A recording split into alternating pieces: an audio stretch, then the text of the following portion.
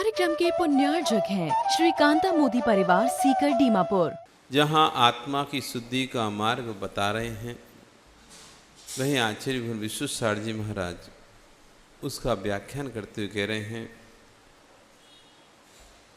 सामायिक में पाठ चलता है, एक बार सामायिक पाठ हो गया तो किसी की निंदा आलोचना के परिणाम हो ही नहीं सकते। सामायिक में पाठ करते हैं ना अपन, तो आचार्य भगवान एक बार सच्चा सामायिक पाठ हो गया, सामायिक पे सामायिक पाठ पढ़ा जाता है, तो आचार्य भगवान यहाँ पर कह रहे एक बार भी तुमने सामायिक पाठ ढंग से पढ़ लिया तो किसी की निंदा आलोचना नहीं कर सकते। निज निंदा करो, जो पर निंदा करता है वह सम्यक दृष्टि नहीं होता है, जो स्वयं की निंदा करता है वही सम्यक दृष्टि होता है। निंदा, गर्हा, आलोचना कल बताया था, तीन चीज़ें बताई थी, निंदा, करहा, आलोचना, और अंत में होता है प्रतिक्रमण। पहले निंदा करो, स्वयं साक्षी पूर्वक निंदा, पर साक्षी पूर्वक गर्हा और गुरु साक्षी पूर्वक आलोचना। ये निंदा, गर्हा, आलोचना के बाद आता है प्रतिक्रमण। तो आचार्य वन करें आत्मा की शुद्धि के मार्ग को कहते हैं प्रतिक्रमण, जिससे आत्मा की शुद्धि हो ऐसा मार्ग प्रतिक्रमण कहलाता है। श्रवण परंपरा में प्रतिक्रमण एक शाश्वत परंपरा है। जब किसी का किसी प्रकार के व्रतों में अतिक्रमण हो जाता है तब उसका प्रतिक्रमण किया जाता है। अतिक्रमण समझते ना, अपने क्षेत्र से अधिक वस्तु ग्रहण कर लेना। आपकी क्षेत्र था इतना और आपने यहाँ तक अपना बढ़ा लिया, ये हो गया अतिक्रमण। तो आपके जो श्रावक के दायरे थे अथवा श्रवण के जो दायरे थे उन दायरों को पार कर लिया, ये हो गया अतिक्रमण। तो फिर होता है प्रतिक्रमण, वापस उसे अपने दायरे में लाया जाता है, अतिक्रमण हटाया जाता है। फिर अतिक्रमण हटाओ, तो बाहर का अतिक्रमण तो सामान हटा के, वस्तु को हटा के, अंदर का अतिक्रमण पापों को हटा के किया जाता है, उसका नाम है प्रतिक्रमण। प्रतिक्रमण करना, तस्मिच्छामि दुक्खड़म, मेरा ये पाप प्रभु मिथ्या होवे, मेरा पाप मिथ्या होवे। आलोचना की थी, पहले निंदा की थी, मैंने बहुत गलत किया, अंदर ही अंदर ग्लानि भाव आ रहा था। फिर सबके सामने बोला कि मेरे मुझसे ये गलती हो गई। फिर गुरु के पास गए, गुरु के पास जाके बोले कि गुरु महाराज मुझसे ऐसी ऐसी गलती हो गई। तो गुरु महाराज से कह रहे चलो प्रतिक्रमण करो, प्रतिक्रमण करो, बोलो तस्मिच्छामि दुक्खड़म, हे प्रभु मेरा पाप मिथ्या हुए।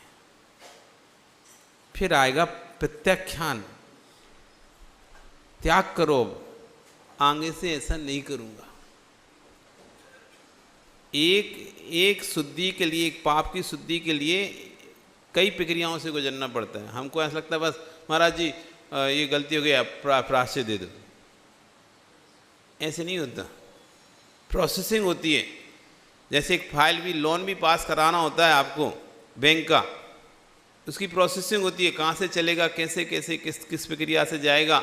एक पासपोर्ट भी आप बनवाते हो तो उसकी प्रोसेसिंग होती है, वेरिफिकेशन के लिए आएगा, आप जमा करो, वेरिफिकेशन होगा, फिर इसके बाद ये ऐसा होगा, फिर वैसा होगा, फिर आपके फिंगरप्रिंट लेंगे, फिर आपके आँख के वो रेटिना का लेंगे, फिर आपके सिग्नेचर लेंगे, सब होगा, क्रम से होगा। ऐसी सीधे जाके कह दो हमें पासपोर्ट दे दो, दुकान पे मिल रहा है क्या, ये खरीद लाओ जाके। क्रमिक क्रमिक, इसलिए जैन दर्शन में क्रमिक विकास का दर्शन है। क्रम से भगवान भी बनना है तो पहले सम्यक दृष्टि बनो, सीधे भगवान नहीं बनेगा।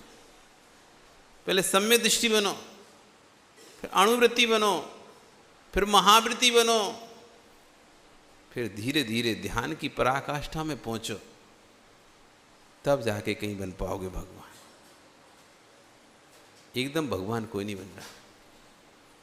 क्रमिक विकास, ऐसी पापों का प्रक्षालन करना है, पहले निंदा करो, गर्हा करो, आलोचना करो, प्रतिक्रमण करो, प्रत्याख्यान करो, उसका फिर आगे मिलेगा प्रायश्चित। इतनी इतनी प्रक्रिया से गुजरने के बाद आता है प्रायश्चित। हम सारी प्रक्रिया को गौण करके सीधी पहली प्रक्रिया आ जाते हैं प्रायश्चित। प्रायश्चित दे दो। आत्मग्लानि हो रही है क्या, वो तो नहीं पता। आत्मग्लानि हो रही है वो तो नहीं पता, बस हमसे मर गया। सीधी कितनी अच्छी बात जल्दी से बोल देते, मर गया हमसे जीव, एक जीव मर गया हमसे, बस कुछ बस इतने बोल के नहीं, कोई फील ही नहीं हो रहा कि जैसी पीड़ा उसको हुई, कैसे तड़पा होगा, मैंने कितना बड़ा पाप किया, वो भाव वासने नहीं होती हमको, बस मर गया। तुम्हारे तो कह दी बस मर गया। इतने से कहने से क्या उसके दर्द, उसका पीड़ा का अनुभव तुम्हें हुआ है क्या? हमने उसको बोला, उसको बुरा लग गया, महाराज जी क्षमा कर दो। अरे आप उसकी पीड़ा का पहले अनुभवन करो, उसके बाद फिर प्रायश्चित मांगना। पहले अंदर वेदन करना पड़ेगा।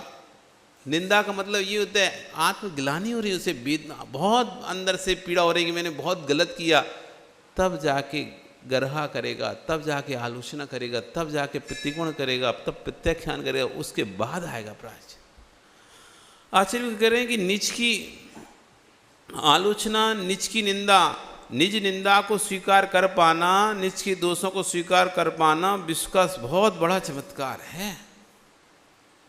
गलती को गलती स्वीकार कर लेना, दोष को दोष मान लेना, यानी इससे बड़ा कोई प्रायश्चित नहीं होता है। पहले सबसे अपनी गलती को गलती तो स्वीकार करो, बाकी के प्रायश्चित बात के विषय हैं। सबसे बड़ा प्रायश्चित है चित्त की शुद्धि। जिसकी चित्त की शुद्धि करने की भावना होगी वही प्रायश्चित लेने का परिणाम कर पाएगा, और जिसकी चित्त की शुद्धि की भावना नहीं होगी वो प्रायश्चित लेने के भाव नहीं कर पाएगा। जिसका भव संतति दीर्घ है, जिसका भी संसार बहुत लंबा है, जिसका संसार प्रचुर है, ऐसे जीव के परिणाम नहीं हो सकते। भैया जिसका संसार दीर्घ है उस जीव के परिणाम अपने दोषों को स्वीकार करने के नहीं हो सकते, निर्दोष होने के परिणाम नहीं हो सकते। इसलिए कभी किसी को दोष मत दो, संतति ही दीर्घ है। आप किसी को समझाओ तुमसे ऐसे दोष हो गया, उसका प्रायश्चित ले लो। नहीं मुझसे नहीं हुआ, मैंने कोई नहीं दोष किया, मुझसे नहीं हुआ, मेरी कोई गलती नहीं है। गुरु समझा रहे तभी स्वीकार नहीं कर रहा, वही संतति दीर्घ है, इसका दोष नहीं है। संसार जिसका अल्प होगा वही गुरु की बात को स्वीकार कर पाएगा। जिसका संसार दीर्घ है, आशय करके जिसका संसार दीर्घ है वो पाप में ही मस्त है, पाप में ही आनंदित है। आदर और ध्यान जिसका स्वभाव बन चुका है, ऐसे जीव के कभी प्रायश्चित लेने के परिणाम नहीं होते हैं। ये तो उसी क्षण समझ में आता है। दोष होते ही अंतरंग में शोधन की भावना आ रही है तो समझना भवितव्यता पवित्र है। गलती होने के बाद अंदर से फील होने लगता है व्यक्ति को गलती हो गई, सही करना पड़ेगा। गुस्सा आने के बाद आपको क्रोध आए, और क्रोध आने के बाद थोड़ा आप क्रोध कर भी लो, उसे अरे गलती कर ली, मुझे नहीं करना चाहिए, तस्वीर क्षमा देखो, माफ़ी मांगूंगा।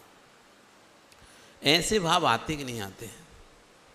कुछ भी कार्य करने के बाद अपनी गलती है महसूस होने पर नहीं नहीं नहीं नहीं बहुत बड़ी गलती हुई मुझसे, मुझे इसका प्रायश्चित करना ही होगा, मुझे इसका प्रायश्चित करना ही है। कोई देखे नहीं देखे लेकिन मेरी आत्मा तो मुझको देख रही है, कोई जाने ना जाने मेरी आत्मा तो मेरी जान रही है कि मुझसे दोष हुआ है। ऐसे भाव गलती करने के बाद तुरंत जिसके आ रहे हैं, आचार्य नियम से विभव्य है, किंचित शंका नहीं करना। एक माँ पूछी थी भव की पहचान कैसे कर सकते हैं, कोई थर्मामीटर है क्या? हाँ है थर्मामीटर, लगाओ अपने अपने अंदर थर्मामीटर। मेरी भवितव्यता यदि पवित्र है तो नियम से दोष करने के बाद दोष के प्रति गिलानी भाव आएगा। गलती करने के बाद गलती के प्रति ग्लानि भाव आएगा, निंदा का परिणाम आएगा, गर्हा का आलोचना का परिणाम है, प्रायश्चित लेने के परिणाम आएंगे। यदि भविष्य तब पवित्र नहीं है तो कितना भी समझाओ, पत्थर जैसे पत्थर उतना पत्थर, कितना भी पानी डालो, कितना भी पानी डालो, नहीं पिघलेगा, पिघली सिर्फ मिट्टी ही। पत्थर को पिघलते देखा क्या? नहीं देखा ना। लेकिन मिट्टी पे थोड़ा सा ही पानी पड़ता है, कितनी भी कठोर हो, कितनी भी कठोर मिट्टी हो, गर्मियों में जेठ के महीने मिट्टी सूख कैसे पत्थर जैसी हो जाती कठोर, कितनी भी कठोर मिट्टी हो, लेकिन जैसे ही पानी पड़ता है मुलायम हो जाती है। वो पत्थर को तो पानी में भी डाल के क्यों नहीं रखो, वो पत्थर ही रहेगा। आचार्य कह रहे भूल से दोष हो सकता है, भूल से दोष हो जाए कोई विकल्प मत करना, पर दोष हुआ है ये भूल मत जाना। भूल से दोष हो जाए कोई विकल्प नहीं करना, दोष हो जाएगा। भूल से दोष हो सकता है, लेकिन दोष हो गया है ये बात को मत भूल जाना। अगर ये भूल गए अब तुम कभी भगवान नहीं बन सकते। जिसको ये बोध रहता है कि मुझसे गलती हो रही है, ऐसा जीव ही एक दिन गलती को सुधारता है। गलती करना गलत नहीं, गलती तो होती रहती, लेकिन गलती को स्वीकार नहीं करना गलत है। गलती हो रही, नहीं मुझसे गलती हुई है। प्रायश्चित प्रत्याख्यान इसलिए तो दिए गए, साधुओं के लिए भी तो दिया गया है कि भाई साधु से भी गलती होती है, तभी प्रायश्चित करो, प्रतिकोण करो, प्रत्याख्यान करो। अगर नहीं होती तो उनके लिए जरूरत नहीं पड़ती। रोज प्रतिकोण करवाया जाता है, दिन में 2-2 बार प्रतिकोण करवाया जाता है, 2-2 बार प्रायश्चित लिया जाता है गुरु से, सुबह अलग, शाम को अलग। रोज गलती करते हैं नहीं भाई, जैसे घर है, घर को रोज सफाई करते हैं, कितना भी सफाई करो घर को, लेकिन फिर भी सुबह झाड़ू लगाओगे तो कचरा निकलेगा, शाम को झाड़ू लगाओगे तब भी कचरा निकलेगा। पैरों के माध्यम से, हवा के माध्यम से घर में कचरा आ ही जाता है, कितनी सफाई करो फिर भी डस्टिंग आपको करनी पड़ती है, साफ सफाई आपको करनी पड़ती है। ऐसी आप कितने भी स्वच्छ हो, लेकिन कोई ना कोई परिणाम, कोई ना कोई भाव ऐसे हो ही जाते हैं जो आपके श्रवणत्व को घातक होते हैं। इसलिए स्वयं श्याम प्रतिकोण कराया जाता है। आशिकगण कह रहे हैं कि जैसे विष को मंत्रवादी वैद्य निर्विष कर लेता है, ऐसे ही हुए दोषों की निंदा आलोचना के माध्यम से मुमुक्षु जीव स्वयं निर्दोष कर लेता है। वैसे मुमुक्षु जीव जिसकी मोक्ष की इच्छा है, जिसकी नरक की इच्छा है, वो नरक इच्छुक है। आप कौन से इच्छुक हो? नरक इच्छुक है, मोक्ष इच्छुक? कौन हो आप? मुमुक्षु के नरक्षु? हाँ, तो यदि मुमुक्षु मोक्ष की इच्छा है, मोक्ष जाने की इच्छा है, तो अपने जीव स्वयं अपने दोष को स्वयं निर्दोष, अपने आप को आलोचना निंदा के माध्यम से निर्दोष कर लेगा। आलोचनाएं पवित्र नीर है, बाहर के पानी से दुनिया के लोग नदियों के स्नान करने जाते हैं। ये नदी के स्नान से तो शरीर का मैल ही धुलता है, परंतु इन परिणामों को धोने का नीर निंदा, गर्हा, आलोचना है। निंदा कैसे हो? हाँ भैया, दुष्ट कयम, हे प्रभु मैंने दुष्ट कार्य किया। दुष्ट चिंत्यम, हे प्रभु मैंने दुष्ट चिंतन किया। आगे पीछे कहीं नहीं देखने का। हम इतने गहरे में जा चुके हैं कि पाप वृत्ति की एक दूसरे को देखने का समय ही नहीं है। भीतर जाकर देखो, आए मैंने दुष्ट कृत्य किया। मैंने क्या किया? शिशु अवस्था से लेकर पूर्वापर तक हाय हाय दुष्ट किया। हिंसा, झूठ, चोरी, कुशील, परिग्रह, 5 पापों में लीन होकर, हाँ दुष्ट कयम, मैंने दुष्ट कार्य किए। वास्तव में यदि जिस दिन अंदर से बोध होगा ना, नज़र उठा के किसी को देखने की हिम्मत नहीं होगी आपकी। आपको सब अच्छे दिखेंगे, खुद आपको अपने आप में गिलानी भाव आएगा। तो सब बुरे दिखते हैं, तुम खुद अपने आप को अच्छा देखते हो, मैं तो बहुत बढ़िया हूँ। कितने बढ़िया हो अपने आप से पूछना पड़ेगा। फिर जिस दिन वास्तविक प्रतिकोण करोगे, वास्तविक अपनी आलोचना निंदा करोगे, उस दिन समझ में आएगा कि मैंने कौन कौन से पाप किए हैं। एक दोस्त को बचाने के लिए ना जाने कितने दोस्त किए हैं। एक दोस्त को बचाने के लिए दोषी दोष करता चला गया। एक दोस्त की निंदा से बचने के लिए कोटि कोटि दोष और कर दिए। एक झूठ को छुपाने के लिए कितने झूठ बोलना पड़ता है। एक बात को छुपाने के लिए कितनी बात और बनानी पड़ती है। यह आप अनुभव है कि नहीं? आप लोगों को